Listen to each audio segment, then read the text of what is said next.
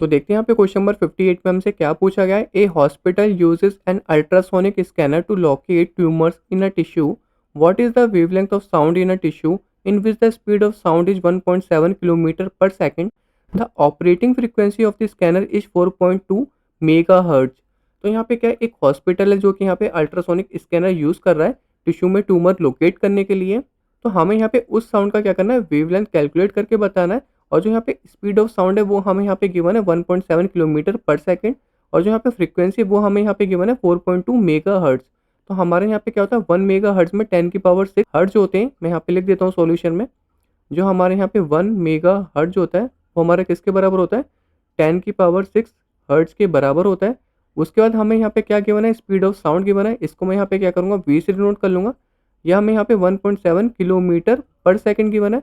Kilometre को metre में convert करेंगे तो यहाँ पे कितना हो जाएगा, 1700 मीटर पर सेकंड। उसके बाद हमें यहाँ पे क्या गिवन था, फ्रीक्वेंसी गिवन था। तो फ्रीक्वेंसी हमें यहाँ पे 4.2 मेगा हर्ट्ज गिवन था। इसको यहाँ पे हर्ट्ज में कन्वर्ट करें तो कितना हो जाएगा, 4.2 इंटू 10 की पावर 6 हर्ट्ज हो जाएगा। तो वेवलेंथ निकालने के लिए मैं यहाँ पे क्या करूँगा, स्पीड का फॉर्मूला यूज़ करूँगा जो कि हमारे यहाँ पे क्या होता है, फ्रीक्वेंसी मल्टीप्लाई वेवलेंथ होता है। तो वेवलेंथ इक्वल टू हमारे यहाँ पे क्या हो जाएगा, स्पीड अपॉन फ्रीक्वेंसी। स्पीड हमें यहाँ पे कितनी गिवन है, 1700 मीटर पर सेकंड गिवन है।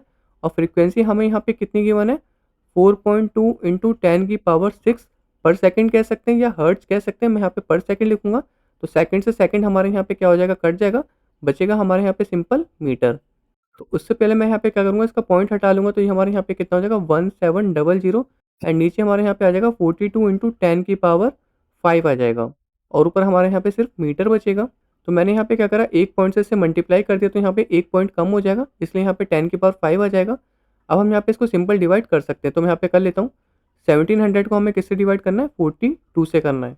तो सबसे पहले 4 से कर लेते हैं। 4 2 जा 8, 4 4 जा 16, बचेगा हमारे यहाँ पे कितना, 2 बचेगा।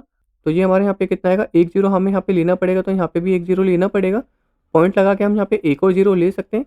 उसके बाद हमें यहाँ पे दोबारा 4 से करना पड़ेगा। तो ये हमारे कितना आएगा, 168 आएगा। बचेगा हमारे यहाँ पे कितना, 10 में से 8 गए 2, 9 में से 6 गए 3 एंड यहाँ पे हमारा आ जाएगा 32। तो हम यहाँ पे इसको अप्रॉक्स में क्या ले सकते हैं, 40 ले सकते हैं।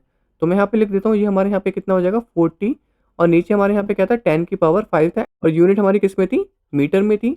तो जो यहाँ पे 10 की पावर 5 है इसको ऊपर ले जाएंगे तो ये हमारे यहाँ पे किस में आएगा, नेगेटिव में आएगा। तो लिख लेते हैं 40 इंटू 10 की पावर -5 मीटर हो जाएगा। और आप चाहे तो यहाँ पे इसको दूसरे तरीके से भी लिख सकते हैं। ये हमारे यहाँ पे कितना हो जाएगा, 0.4 इंटू 10 की पावर -3 मीटर। और जो यहाँ पे 10 की पावर -3 मीटर है इसको हम यहाँ पे mm में लिख सकते हैं, क्योंकि हमारे यहाँ पे क्या होता है, एक मीटर में 1000 मिलीमीटर होते हैं। तो इसको हम यहाँ पे कर लेते हैं 0.4 mm। फाइनल आंसर हो चुका है। होप आपको समझ में भी आ गया होगा। ये हमने क्या निकाला था, वेवलेंथ निकाला था। इसको आप चाहे तो यहाँ पे तीनों तरीके से लिख सकते हो। तीनों आंसर हमारे यहाँ पे क्या होंगे, सही होंगे। होप आपको इस क्वेश्चन का आंसर समझ में आ गया होगा। अब हम चलते हैं अपने नेक्स्ट क्वेश्चन की तरफ।